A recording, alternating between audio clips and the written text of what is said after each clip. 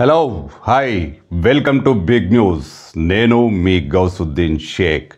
ఉన్నదే రాస్తా, చూసిందే చెప్తా. సోని వారసుడా ఊరూరుకు నీ గాడి బిజినెస్ లోను కేడి తెరిచినావు నువ్వు బోడి నీ కండా గుండు మోడి. ఒక చిన్న పాట నిప్పురవ్వలా ఎగిసిపడిందా?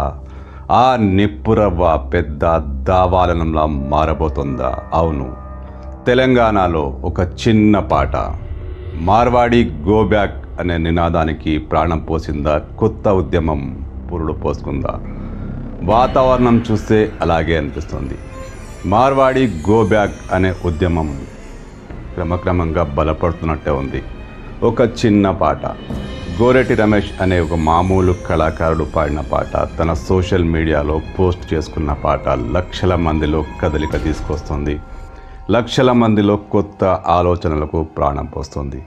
మార్వాడి రాజ్యానికి, మార్వాడి వ్యాపార సామ్రాజ్యానికి వ్యతిరేకంగా ఉద్యమాన్ని సమీకృతం చేస్తుంది. ఎస్, తెలంగాణలో మరీ ముఖ్యంగా హైదరాబాద్ పరిసర ప్రాంతాల్లో మార్వాడి గో బ్యాక్ అనే నినాదం ప్రాణం పోసుకుంటున్నట్టే ఉంది. కొత్త ఉద్యమానికి శ్రీకారం చుడుతున్నట్టే ఉన్నారు. మార్వాడీలకు వ్యతిరేకంగా గోరెటి రమేష్ అనే కళాకారుడు పాడిన పాట బాగా పాపులర్ అయింది. లక్షల మంది దాన్ని చూశారు. భారీ స్థాయిలో వ్యూస్ వస్తున్నాయి. మామూలుగా ఏ పాటలకైనా వ్యూస్ వస్తాయి, కానీ ఇది కదలిక తీసుకొచ్చే పాట. ఖచ్చితంగా కదలిక తీసుకొచ్చింది. మార్వాడోడా అంటూ అతను పాడిన పాట జనాల్లో ఆలోచనలకు ప్రాణం పోసింది. ఇందులో భాగంగానే అక్కడక్కడ మార్వాడి గో బ్యాక్ అనే ఉద్యమాలు ప్రాణం పోసుకుంటున్నట్టే కనిపిస్తున్నాయి. తాజాగా ఆమన్గల్లో మార్వాడీలకు వ్యతిరేకంగా బంద్ చేయాలని నిర్ణయించారు. 18వ తేదీన మార్వాడీలకు వ్యతిరేకంగా ఆమన్గల్లో వస్త్ర వ్యాపార వర్తక సంఘాలు, అన్ని వ్యాపార సంఘాలు సమీకృతమై బంద్ నిర్వహించాలని, అక్కడి ఒక దేవాలయంలో ఒక సమావేశం ఏర్పాటు చేయాలని నిర్ణయించుకున్నాయి. ఇది మామూలు విషయం కాదు. ఇలా ఇతర వర్తక వ్యాపార సంఘాల్లో కూడా కదలిక వస్తే మార్వాడీలకు ఖచ్చితంగా వ్యతిరేకంగా మార్వాడి గో బ్యాక్ అనే నినాదం, ఒక ఉద్యమం ప్రాణం పోసుకుంటున్నట్లే అలాంటి ఛాయలు కూడా కనిపిస్తున్నాయి. ఇంతకీ మార్వాడీలకు వ్యతిరేకంగా ఉద్యమం చేయాల్సిన అవసరం ఎందుకు వచ్చింది? ఖచ్చితంగా రాజకీయ పార్టీల అభిప్రాయాలు ఎలా ఉన్నా జనాల్లో మాత్రం ఈ పాట ఒక ఆలోచన తీసుకొచ్చింది. మార్వాడీలకు వ్యతిరేకంగా ఆలోచనలకు మొగ్గ తొడిగింది. ఎస్, తెలంగాణలో ఎక్కడ చూసినా అన్ని వ్యాపారాల్లో మార్వాడీలే ఉన్నారు. చిన్న షాపు నుంచి పెద్ద స్థాయి షాపు వరకు అంతా మార్వాడీలదే. పారిశ్రామిక కేంద్రాల్లో వాళ్ళదే ఆధిపత్యం. సరే, మన దేశంలో ఎవరైనా ఎక్కడైనా వ్యాపారాలు చేసుకోవచ్చు, ఎక్కడైనా పరిశ్రమలు ఏర్పాటు చేసుకోవచ్చు. ఈ వెసులుబాటు మన దేశంలో ఉంది. ఏ రాష్ట్రంలోనైనా వ్యాపారం చేసుకోవచ్చు. కానీ తెలంగాణలో పరిస్థితి పూర్తి భిన్నంగా ఉంది. ఇది ప్రజల అభిప్రాయం.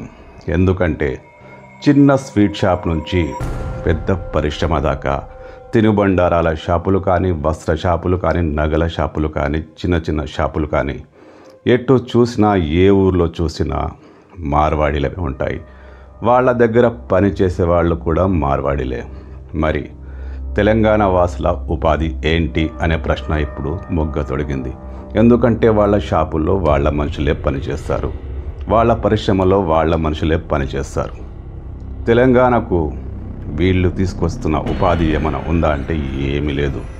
అసలు దీన్ని వ్యతిరేకించాల్సిన అవసరం ఏంటి? వాళ్ళు భారతీయులు కాదా అనే ప్రశ్న వస్తుంది. వాళ్ళు వస్తున్నారు, వ్యాపారాలు చేసుకుంటున్నారు, అది మంచిదే కదా అని చాలామంది వాదిస్తుంటారు.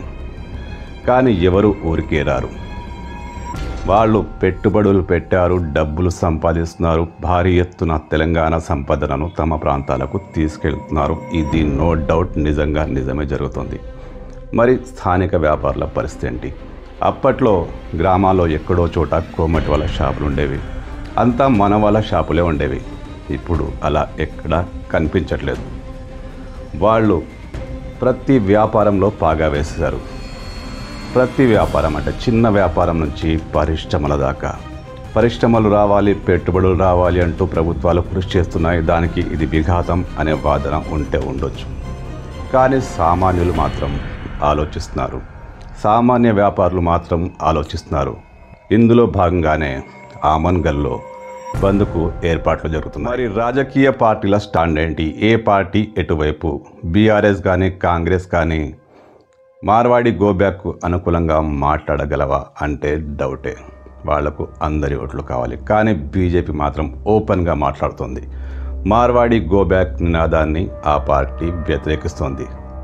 భారతీయుల మధ్య, పైగా హిందువుల మధ్య విభేదాలకు బీఆర్ఎస్, కమ్యూనిస్టు, ఎంఐఎం, ఇతర పార్టీలు, కాంగ్రెస్ పార్టీ అన్నీ కలిసి కుట్ర చేస్తున్నాయంటూ సాక్షాత్తు ఎంపీ గారు బండి సంజయ్ కూడా సెలవిస్తున్నారు. అయితే ఇది భారతీయులకు వ్యతిరేకంగా ఉద్యమం అనుకుందాం. మరి తెలంగాణ ఉద్యమంలో ఆంధ్ర వాళ్ళు భారతీయులు కాదా?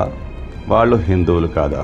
అప్పుడు బీజేపీ ఎందుకు సమర్థించింది? ఆ ఉద్యమాన్ని ఎందుకు సపోర్ట్ చేసింది? వీళ్ళు హిందువులైతే, వీళ్ళు భారతీయులైతే ఆంధ్ర వాళ్ళు కూడా భారతీయులే కదా. ఈ విషయంలో బీజేపీ నేతలు ఏం చెప్తారు? మా నీళ్లు మాకేనంటూ ప్రారంభమైన తెలంగాణ ఉద్యమం ఇప్పుడు అదే తరహాలో మన ప్రాంతం మన వ్యాపారం అంటూ ఉద్యమం ప్రాణం పోసుకుంటుంది. నో డౌట్ ఉద్యమంగా మారుతుంది. మరి తెలంగాణ రాష్ట్ర వ్యాపారుల ప్రయోజనాలు బీజేపీకి పట్టవా? చిత్రమైన వాదన చేస్తున్నారు బీజేపీ వాళ్ళు. తాము రోహింగ్యాలకు వ్యతిరేకంగా మాట్లాడుతున్నామంటున్నారు. వాళ్లకు వ్యతిరేకంగా ఉద్యమం చేస్తామంటున్నారు. అంటే మార్వాడి గోబ్యాక్కు పోటీగా రోహింగ్యా గోబ్యాక్ నినాదం తీసుకొస్తారు. ఆలోచించాల్సిన విషయం ఏమిటంటే రోహింగ్యాలు ఎలా వచ్చారు? భారత సరిహద్దు ప్రాంతాల్లో ప్రభుత్వ వైఫల్యమే కారణం కాదా? సరే, ఇది పక్కన పెడదాం. మరి రాజకీయ పార్టీల స్టాండ్ ఏంటి? కాంగ్రెస్ సపోర్ట్ చేస్తుందా? బీఆర్ఎస్ సపోర్ట్ చేస్తుందా? ఎంఐఎం సపోర్ట్ చేస్తుందా?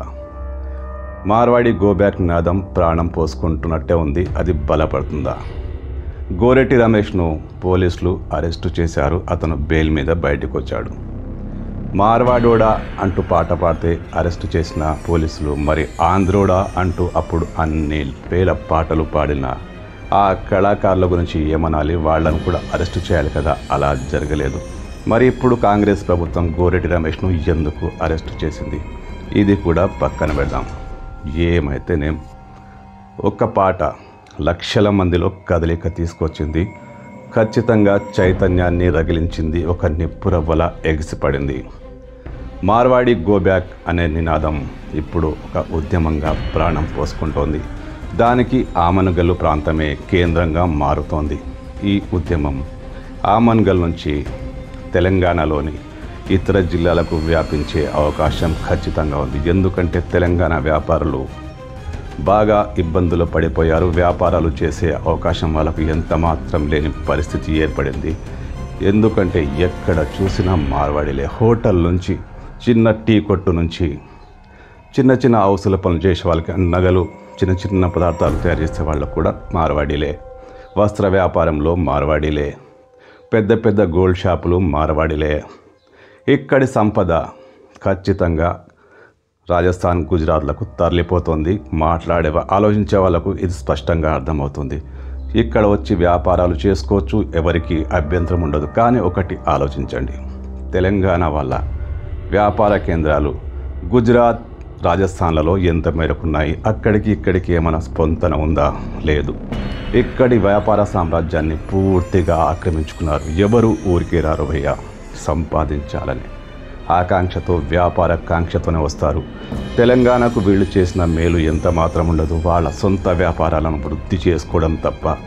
మరి ఇలాంటి పరిస్థితుల్లో ఆ పాట ఒక చిన్న నిప్పురవ్వల, ఒక దావాలనంలా మారిపోతే తెలంగాణలో మరో ఉద్యమానికి ఖచ్చితంగా మార్గం సుగమమవుతుంది. జనాలు ఖచ్చితంగా స్పందిస్తారు.